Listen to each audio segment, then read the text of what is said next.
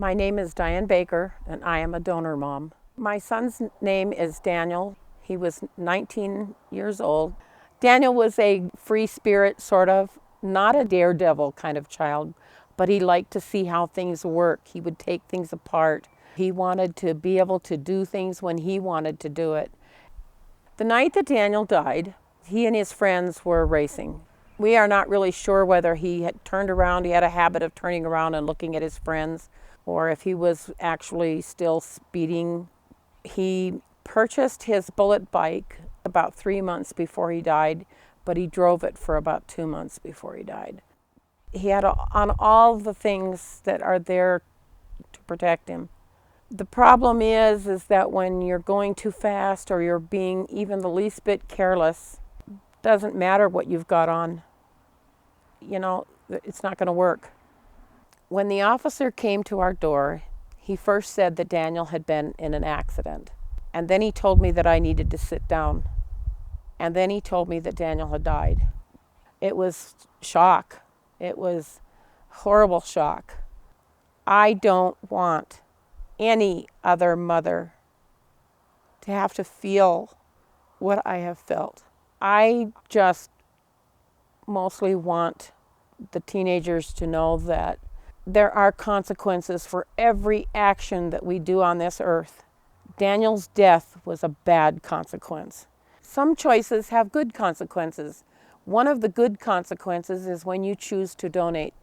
Prior to Daniel's death, I'm not so sure that I really thought anything about donating, other than I was glad that there were people that were involved in this process. Daniel's death kind of threw me into this.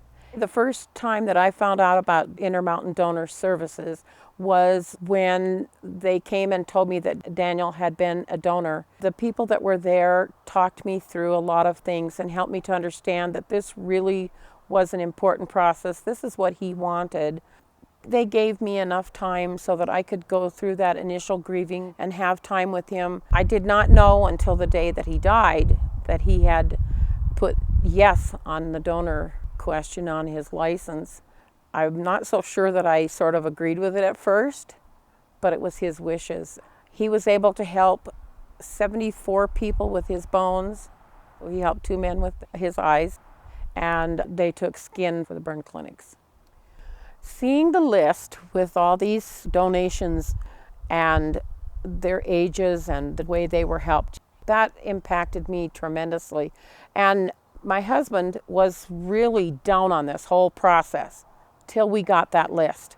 And then he became very proud of Daniel. Just knowing that he was able to help that many people was a tremendous boon to us.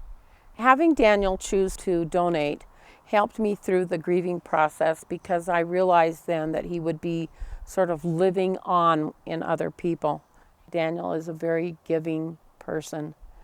And I knew that he was tender-hearted a long time ago. And this is just a carryover. I should have realized from the beginning, if I'd have sat down and really thought about it, that this was probably deep in his psyche long time ago.